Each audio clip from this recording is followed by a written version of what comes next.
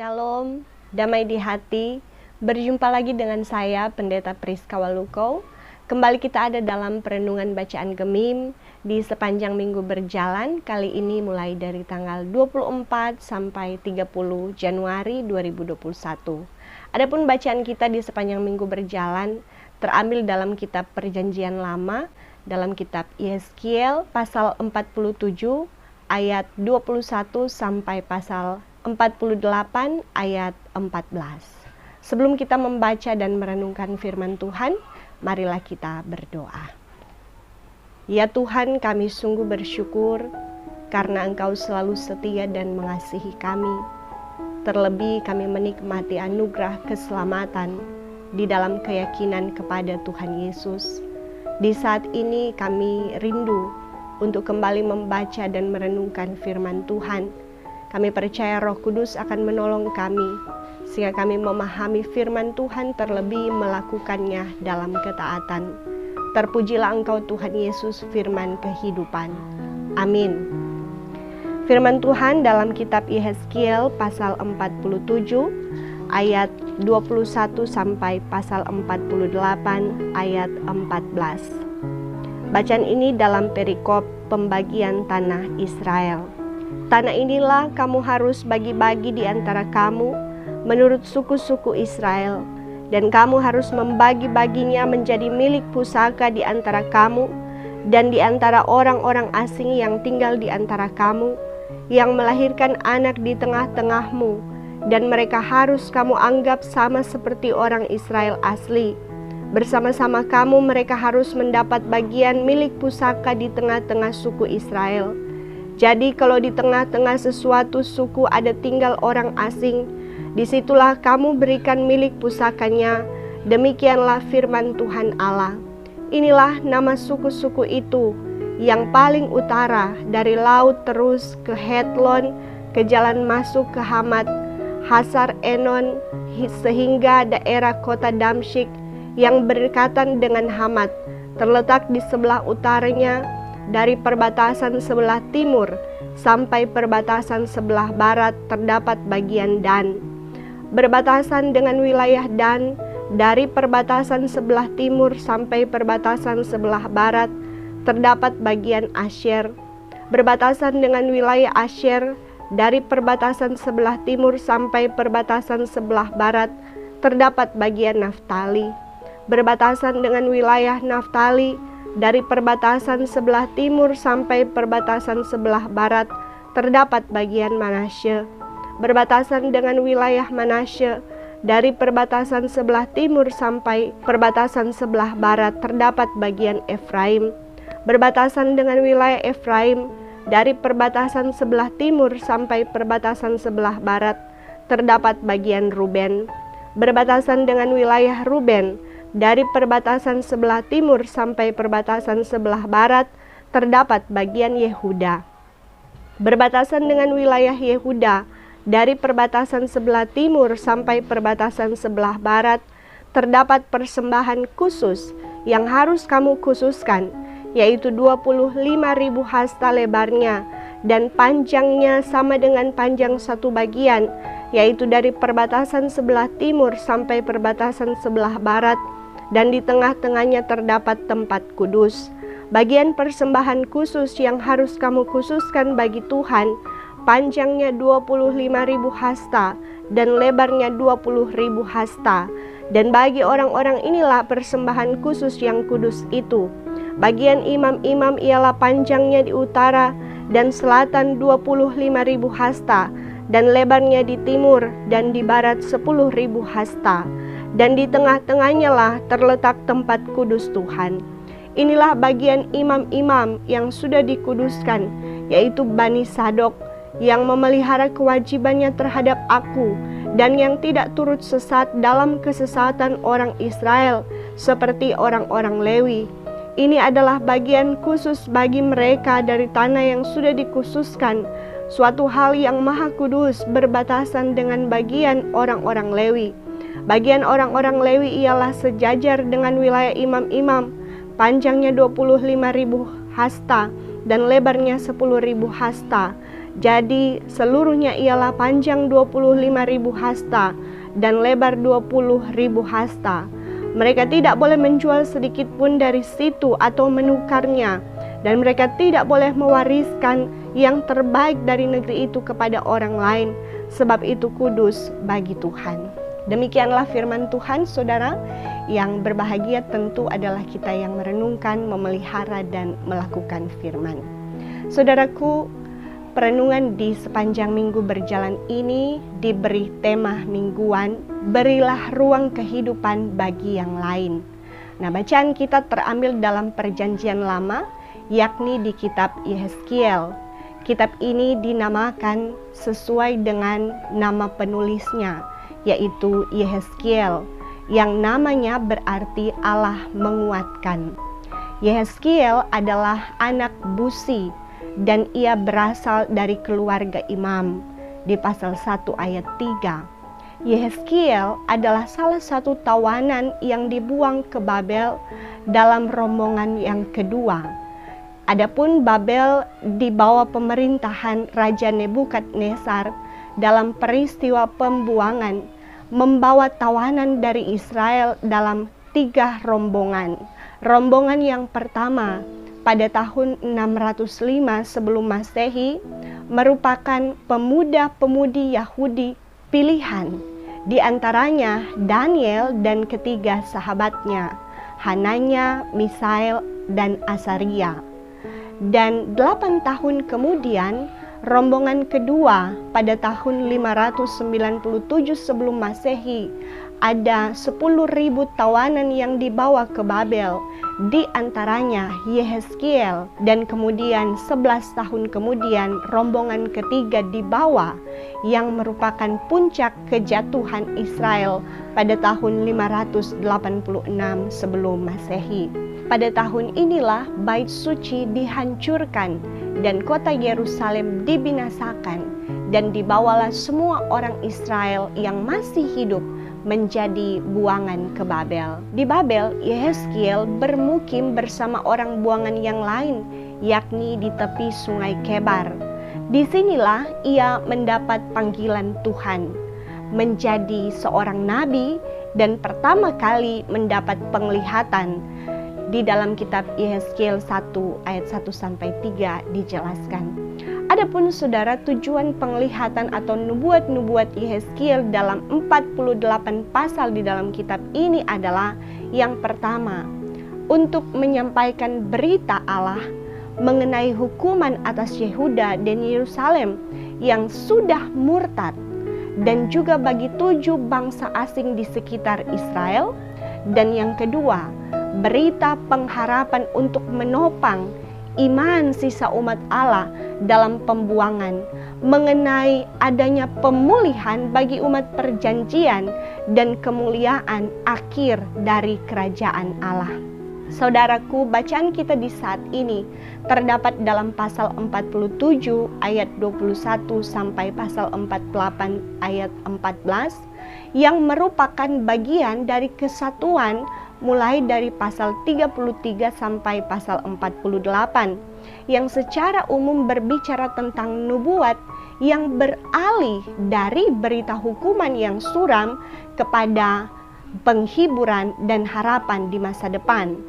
Bacaan kita adalah bagian penutup kitab ini, yaitu mulai pasal 40 sampai 48 yang melukiskan bahwa bagi Israel akan ada suatu zaman baru di mana pada saat itu akan ada pemulihan baik bagi bait suci mereka, kota mereka hingga tanah mereka.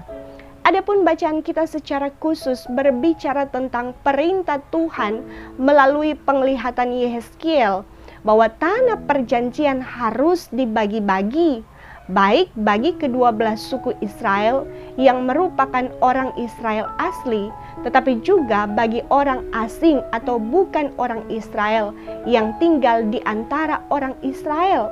Itu di ayat 21 sampai ayat 23. Di sini kita dapati bahwa Allah juga memperhatikan orang-orang asing dengan memberi mereka bagian dalam milik pusaka orang Israel. Hal ini pun dijamin dalam Taurat Musa di kitab Imamat pasal 19 ayat 33 sampai 34. Saudaraku, pasal 48 ayat 1 sampai 7 yang sebenarnya disambung di ayat 23 sampai 29 merupakan pembagian horizontal tanah menurut perbatasan wilayah dari timur ke barat dari kedua belah suku Israel. Meski di sini suku Lewi tidak mendapat pembagian tanah karena tugas keimaman mereka membuat mereka dijamin langsung hidupnya oleh Tuhan, tetapi suku Israel tetap digenapkan menjadi 12 suku lewat Manasye dan Efraim. Anak-anak Yusuf mendapat pembagian tanah mewakili ayah mereka. Itu di ayat 5 sampai 6. Kemudian ayat 8 sampai 14 yang sebenarnya berlanjut sampai ayat 29 merupakan pembagian tanah yang dijadikan persembahan khusus yang terbagi lagi menjadi wilayah kudus atau tempat kudus dan wilayah tidak kudus. Dalam wilayah kudus adalah tempat berdirinya bait suci, wilayah para imam khususnya Bani Sadok dan orang Lewi, sedangkan wilayah tidak kudus adalah wilayah kota, bisa untuk perladangan dan para pekerja, dan wilayah raja-raja. Saudara-saudara, secara umum kita melihat dari bacaan kita, ada pembagian tanah yang sangat terperinci yang Tuhan Allah lakukan untuk umatnya. Ini menunjukkan bahwa Allah mengatur kehidupan umatnya sedemikian rupa agar mereka taat kepada perintahnya, hidup sejahtera dalam keteraturan, dan agar mereka menjadi berkat bagi sesama. Saudaraku, dari bacaan saat ini, kita diajak untuk juga taat pada setiap perintah Tuhan dalam Alkitab dan dalam khotbah-khotbah. Karena dalam setiap firman Tuhan ada pengharapan bagi kita akan kehidupan baru setelah dunia yang lama ini berlalu. Tetapi firman juga mengajak kita untuk hidup dengan tetap taat kepada Tuhan selama ada di dunia ini, dalam istilah berjaga-jaga, agar ketika Tuhan Yesus datang kembali, kita layak menikmati hidup kekal di Yerusalem yang baru. Saudara, dari bacaan ini ada beberapa hal yang juga harus kita taati dalam kehidupan kita di masa kini. Pertama, sebagaimana Tuhan Allah menghendaki umat Israel, kaum Yahudi berbagi milik pusaka atau tanah Israel dengan orang-orang asing atau non-Yahudi. Demikian kita terpanggil seperti bahasa tema mingguan kita untuk berilah ruang kehidupan bagi yang lain. Yang lain di sini menunjuk pada semua ciptaan Tuhan, mulai dari hewan, tumbuhan, air, tanah, bahkan sesama manusia. Sesama manusia di sini pun bisa dibagi dalam manusia yang beda suku, etnis, budaya, status sosial, bahkan agama. Sebagaimana keadaan masyarakat Indonesia yang merupakan masyarakat plural atau masyarakat yang memiliki keberagaman dari segi budaya, suku, etnis, dan agama. Mari kita sebagai orang percaya menampilkan cara hidup yang tidak membeda-bedakan orang. Jangan egois, mementingkan kepentingan diri sendiri, apalagi sampai membahayakan sesama ciptaan Tuhan, apalagi sesama manusia, hanya untuk keuntungan diri sendiri atau kelompok sendiri. Misalnya tindakan manusia yang tidak bertanggung jawab untuk memperoleh keuntungan, maka mengeksploitasi alam seperti penebangan pohon ilegal, membuang sampah sembarangan yang akhirnya berdampak alam yang tidak stabil hingga menimbulkan bencana alam yang menimbulkan korban jiwa seperti yang terjadi baru-baru ini, saudara, di beberapa wilayah Indonesia. Terjadinya banjir, tanah longsor. Tetapi sebagai orang percaya, kita seharusnya taat pada perintah Tuhan untuk melestarikan alam ciptaannya dan saling mengasihi sesama manusia. Lewat hal-hal yang sederhana, yakni tahu berbagi ruang hidup, saling menghidupkan, bukan saling membinasakan. Sebagai manusia yang diciptakan secara mulia, punya akal budi, manusia mampu menciptakan ruang hidup bagi sesama ciptaan Tuhan. Hal sederhana seperti memelihara binatang peliharaan dengan baik, ya, kita memberi makan binatang peliharaan saja itu sudah berbagi dengan hewan ciptaan Tuhan. Kita menyiram bunga, ya, itu berbagi dengan tumbuhan. Kita membuang sampah di tempatnya, itu sudah melestarikan alam. Menyapu, ya, menjaga kebersihan, itu sudah melestarikan alam. Kita sudah berbagi ruang hidup dengan alam ini. Apalagi tahu berbagi dengan sesama manusia, hidup bergotong royong yang dalam semangat budaya Minahasa disebut sito timo tumo to, ya. Manusia hidup untuk memanusiakan manusia yang lain. Di dalamnya ada sifat maesa-esaan, saling bersatu, seia sekata, maleo-leosan, saling mengasihi dan menyayangi, magenang-genangan, saling mengingat, malinga-lingaan, saling mendengar, masawang-sawangan, saling menolong, dan matombo-tombolan, saling menopang. Ini pun menjadi ajaran Rasul Paulus yang salah satunya dalam Galatia 6 ayat 2 tertulis, bertolong-tolonganlah menanggung bebanmu, demikianlah kamu memenuhi hukum Kristus. Kemudian saudara, yang kedua, sebagai orang percaya, kita terpanggil untuk menjadi berkat dimanapun kita berada, baik kepada sesama kita orang percaya atau orang Kristen, tetapi juga kepada orang yang tidak percaya atau non-Kristen. Bukankah itu juga yang dilakukan oleh Tuhan Allah menurut ajaran Yesus dalam Matius 5 ayat 45, di mana Tuhan pun memberi berkatnya secara umum, baik kepada orang benar maupun orang yang tidak benar di dalam dunia ini. Kita sebagai orang percaya jangan sekali-kali bersifat eksklusif, tetapi inklusif. Tidak menutup diri terhadap mereka yang tidak percaya, seperti paham radikalisme yang memandang agama lain itu kafir, tetapi justru kita bersifat terbuka terhadap sesama kita yang belum percaya. Sebagai kesempatan bagi kita untuk menyatakan Tuhan Yesus yang kita imani dalam cara hidup kita bersama mereka, sehingga mereka pun merasakan kasih Tuhan Yesus melalui kita. Dan bagi sesama orang percaya, mari kita menjaga kesatuan sebagai umat Tuhan. Jangan justru sesama orang percaya kita suka ribut-ribut, bertengkar dan berselisih. Sebagai sesama orang percaya, yakni dalam persekutuan gereja, nampakkan hidup yang tahu berbagi, misalnya lewat pelayanan gereja seperti berdiakonia, bagi yang kena bencana alam, orang sakit, berduka, yang miskin atau yang membutuhkan, tetapi juga memberi persembahan sebagai ucapan syukur untuk jalannya pelayanan gereja, menopang pembangunan, dan ada juga pemberian untuk para hamba-hamba Tuhan, ya, khususnya para pendeta yang disejajarkan dengan para imam dan kaum Lewi dalam perjanjian lama, dan dijamin hidupnya oleh Tuhan lewat pemberitaan Injil seperti dalam perjanjian baru.